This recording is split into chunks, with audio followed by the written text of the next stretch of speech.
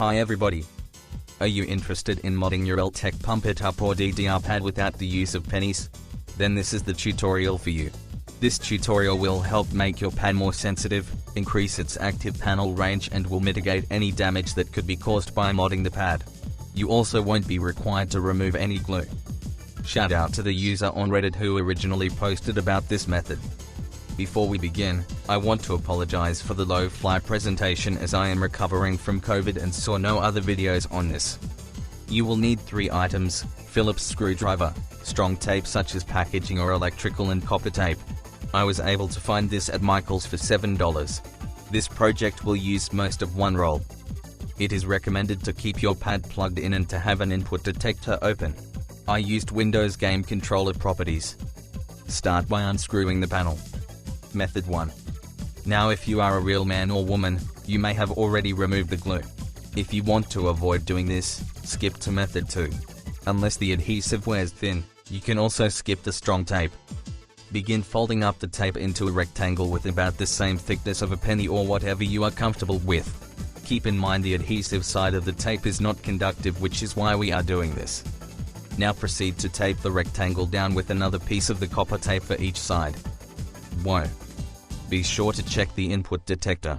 If you place the copper too deep, it may trigger the input and cause it to be stuck until removed. Once completed, acrylic cover back on without screwing it, as this also determines if it is too far in. Lightly tap each side to check for sensitivity or if the input will get stuck. In the case it is stuck, simply reposition the offending piece. Proceed to screw the acrylic cover back. There is a small chance once the cover is screwed all the way, the tightness might trigger the input. This can be resolved by ever so slightly unscrewing until the input goes off. If the panel isn't loose and you are satisfied, then repeat this process for each coordinating panel. Method 2.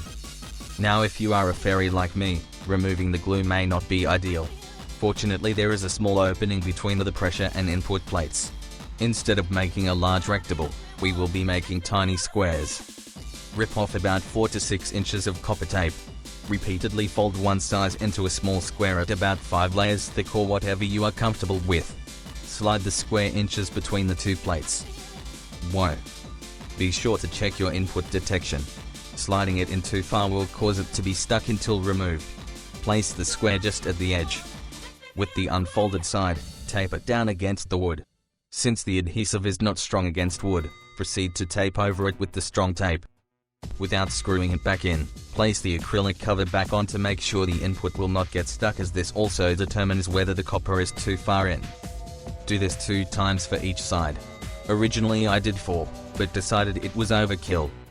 Once satisfied, place and screw the acrylic cover back on. There is a small chance tightening the cover may cause the input to go off and get stuck.